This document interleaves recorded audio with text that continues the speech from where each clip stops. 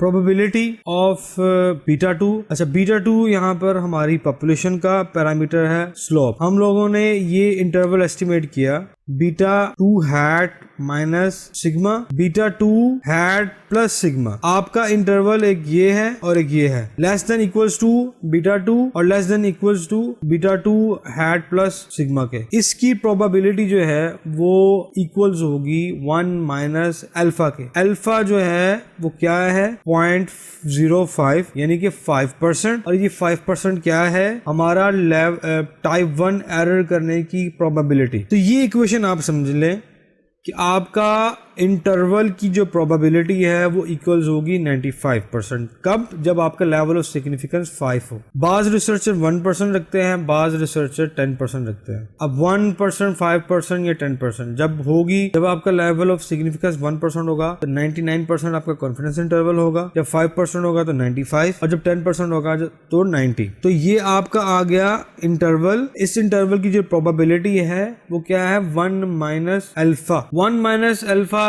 is known as the confidence coefficient, और आपका alpha जो है वो 0 और 1 के दरमियान होता है, क्योंकि अल्फा जो है आप लोग परसेंटेज में लेते हैं और परसेंटेज कभी 100 से ज्यादा नहीं जाएगी। 1 और 0 इसके दरमियान होता है, क्योंकि 1 का मतलब ये होता है कि आपको 100% श्योर है आपसे टाइप 1 एरर हो रहा है, यानी कि आप एक ट्रू हाइपोथेसिस को रिजेक्ट कर रहे हैं, वो 100% आप श्योर हैं। तो इसलिए जो रिसर्चर्स हैं वो लेवल ऑफ सिग्निफिकेंस को 5% रखते हैं, यानी कि आपके पास 5% अकोमोडेट किया हुआ है आपने टाइप 1 एरर को। तो आपका टाइप 1 एरर जो है वो उसकी प्रोबेबिलिटी 1%, 5% या 10% होनी चाहिए, इससे ज्यादा नहीं। ज्यादातर जो रिसर्चर्स है वो 5% तक ही रखते हैं। The end point of the confidence interval are known as the confidence limit. अब देखें, आपका ये लोअर लिमिट है माइनस वाली, और प्लस वाली जो है वो अपर लिमिट है। मेरी दोबारा वो एग्जांपल जो मैंने आपको पहले बताई थी, 5 हम लोगों ने एस्टिमेट किया था, और हमारा स्टैंडर्ड एरर क्या है, यानी कि सिग्मा हमारा जो है 2 है। तो 5 माइनस 2 इक्वल्स 3, यानी कि 3 आपका लोअर हो गया, और 5 प्लस 2 7 आपका अपर हो गया। इफ अल्फा इक्वल्स 0.05 यानी 5%, तो आपकी ये जो इक्वेशन है would read as the probability that the random interval shown here includes the true beta 2 is 0.95 or 95%. The interval estimate thus gives a range of values within which the true beta 2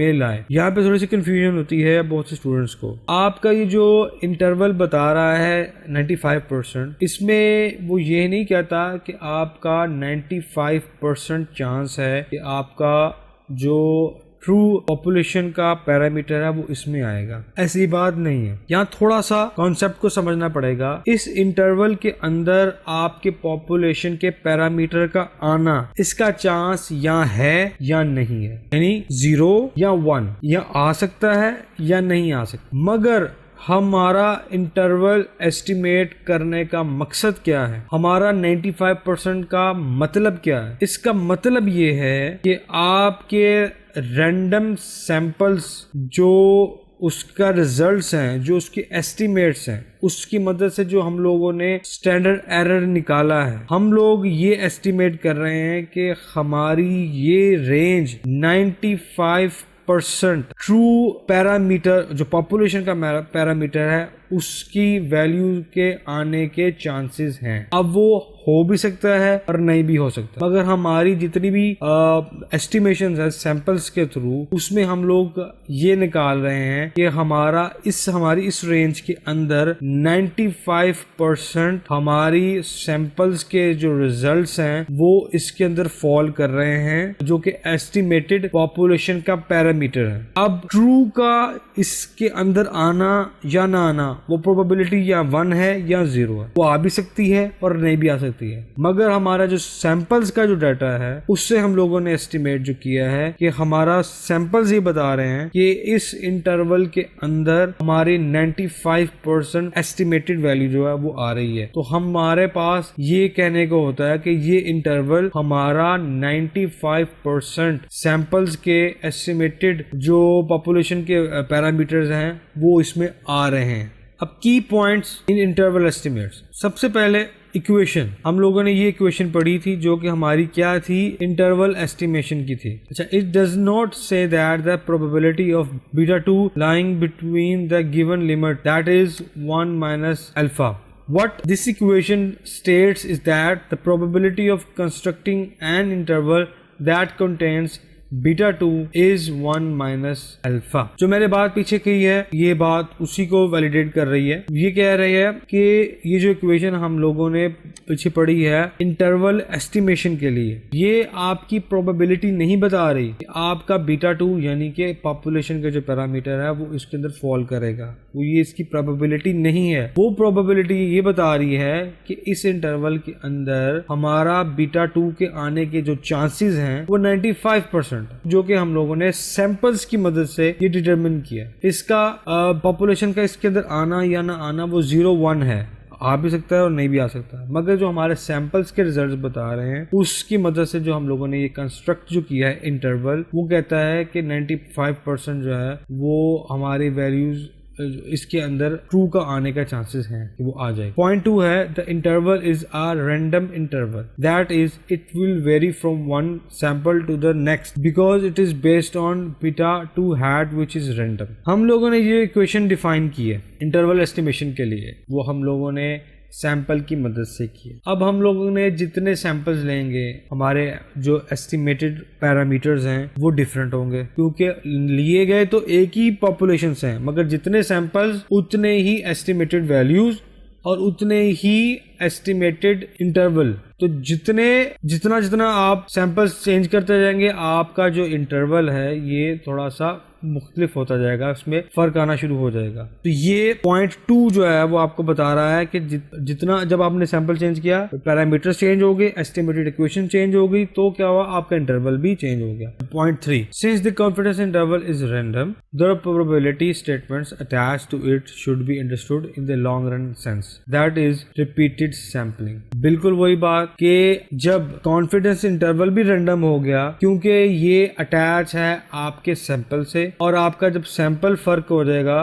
तो आपका confidence interval भी मुख्तलिफ आ जाएगा। तो जितना sampling repeat करते जाएंगे आपका कॉन्फिडेंस इंटरवल भी थोड़ा बहुत फर्क आता रहेगा उसके साथ में, क्योंकि आप कॉन्फिडेंस इंटरवल एस्टिमेट कर रहे हैं किसके थ्रू, आप अपने स्टैट्स के एस्टिमेटेड रिजल्ट्स के थ्रू कर रहे हैं। तो जो जब आपके सैंपल्स ही चेंज हो गया तो आपका कॉन्फिडेंस इंटरवल भी चेंज हो जाएगा। The equation means that if in repeated sampling confidence intervals like it are constructed a great many times on the 1 minus alpha probability basis, then in the long run on the average such interval will enclose in 1 minus alpha of the cases the true values of the parameters। ये part बता रहा है point 3 का कि जितने ज्यादा आप repeated samples लेंगे आपका कॉन्फिडेंस इंटरवल भी उस हिसाब से कंस्ट्रक्ट होता रहेगा। तो जो आपकी 1 माइनस अल्फा यानी कि 95 एक्सपोज किया करे कि लेवल ऑफ सिग्निफिकेंस 5 है, तो 1 माइनस 5% इक्वल्स 95% प्रोबेबिलिटी। तो आप ये कह सकते हैं कि आपका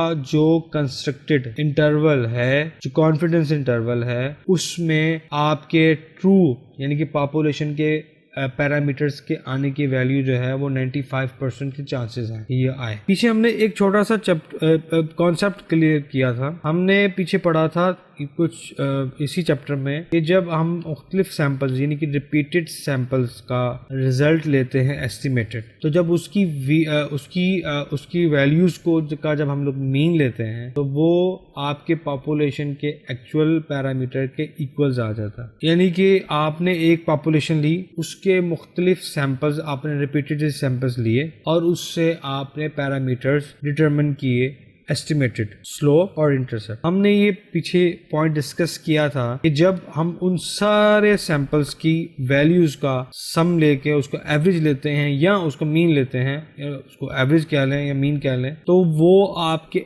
एक्चुअल पॉपुलेशन के पैरामीटर के बराबर होता है। सेम जो कॉन्सेप्ट है वो यहाँ अप्लाई हो रहा है। आपके जितने सैंपल्स रिपीटेड सैंपल से कॉन्फिडेंस इंटरवल जो निकलता है उन सारे का जब हम लोग सम अप करें तो वो आपका 1 माइनस अल्फा जो आप ले रहे हैं यानी कि 95%, तो ये कह सकते हैं कि 95% आपकी प्रोबेबिलिटी है ऑन एवरेज कि आपका true value of parameter fall करे। जिस तरह सैंपल्स के एस्टिमेटेड पैरामीटर्स का सम आप ये कह रहे हैं कि पॉपुलेशन के बराबर होगा, बिल्कुल इसी तरीके से ये कॉन्सेप्ट ये कह रहा है कि उन्हीं सैंपल से जब हम लोग कॉन्फिडेंस इंटरवल बनाते हैं, उन सारे सैंपल्स के कॉन्फिडेंस इंटरवल्स का जो सम अप उसका एवरेज लेंगे तो जो इंटरवल एवरेज आएगा वो ये बताएगा कि 95% केसेस में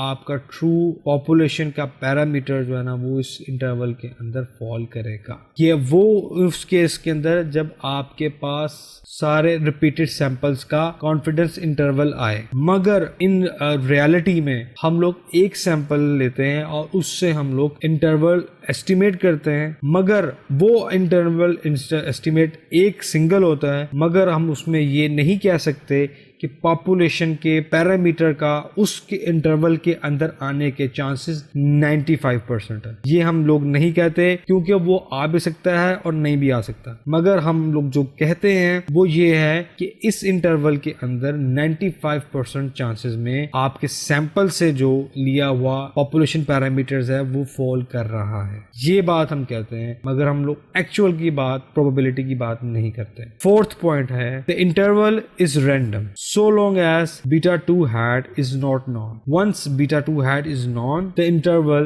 is no longer random. It is fixed. In this situation, beta 2 is either in the fixed interval or outside it. Therefore, the probability is either 1 or 0. If the 95% confidence interval were obtained as given, we cannot say the probability is 95% that this interval includes the true beta 2. That probability is either 1 or 0. जो मैंने बात कही पहले भी वो बात इस point पे आ रही है कि जो इंटरवल है आपका रैंडम तब होगा जब आप रिपीटेड सैंपल इस्तेमाल कर रहे हैं। क्योंकि आपके पास एक सैंपल है, एक सैंपल से आपने बीटा 2 हैट एक डिटरमिन किया है और उस एक से आप लोगों ने जो है इंटरवल एस्टिमेट किया है वो एक है, तो वो फिक्स हो गया। अब आपका आपका इंटरवल एस्टिमेशन जो है वो इंटरवल कॉन्फिडेंस इंटरवल अब वो रैंडम नहीं रहा। जिस तरह आपका एस्टिमेटेड पैरामीटर फिक्स हो गया तो इसी तरीके से आपका इंटरवल जो है वो भी फिक्स हो गया। अब उसके अंदर आपकी पॉपुलेशन की ट्रू वैल्यू का आना उसका चांस 1 है या 0 है, यानी कि वो आ जाएगी या नहीं आएगी। मगर हम लोग ये नहीं कह सकते कि 95% प्रोबेबिलिटी है या चांसेस हैं कि आपका पॉपुलेशन का पैरामीटर इसके अंदर फॉल करे। इसकी हम गारंटी या प्रोबेबिलिटी ये वो नहीं बताती।